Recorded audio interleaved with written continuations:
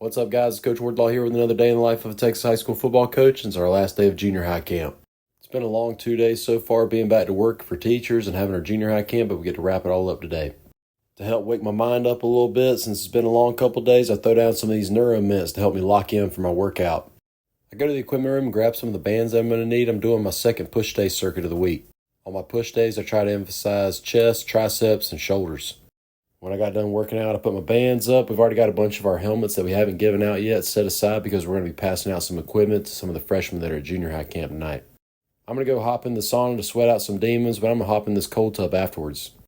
I knock out about 20 minutes in the sauna, then I head to the old training room and hop in my cold tub. After that, I get showered up and changed because we got our Forney ISD convocation going on this morning. We get done with convocation about 10:30, 10:40 or so. I head on to the house for my lunch break. After our lunch break, we have to meet up at the school in the theater at 12:45, so I'll go ahead and head back to the school about noon. We're going to meet in the theater, and we're going to talk about some different new policies that came out from the state. I park my car in the coach's parking lot, then I'm on my way back up to the cafeteria to the Performing Arts Center that our school has. As a coach, I don't spend too much time in here, but it really is a nice venue.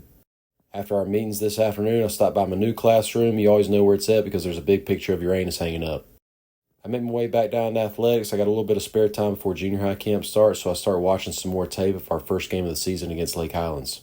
We'll have one scrimmage before our game against Lake Highlands, so we go ahead and start preparing. After that, I run off some copies of the defensive practice schedule for the junior high camp tonight. When you have all the high school coaches and all the coaches from both of your middle schools, it's good to stay on the same page. During the last rotation for our rising freshmen, we're going to go ahead and size them up for all of their pads and assign them lockers. In one of my previous videos, you guys were saying all we had was buckets, so I got to show y'all out. We already passed out a lot of the speed flexes and the F7s that we have. I take some of the pads out of the stadium that we're going to be using in the defensive rotations tonight. We got all the campers set up in their stretch lines about 6:05. The first thing we did at the defensive rotation for every age group was go through a tackle circuit.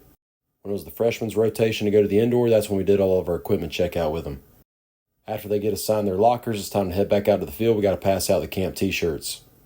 Once all the campers had their t-shirts put on, we gather them all up at the 50-yard line for a camp photo. We finish up camp about 8:30. Now it's time to clean up a little bit. We've been doing this camp about 5 years now. We've consistently had about 200 campers. It's always a good time, and it's a great chance to check out some of the talent that we got coming up through the pipelines. We have a quick staff meeting, then it's time to take a shower and change out. I head on to the house about 9:20.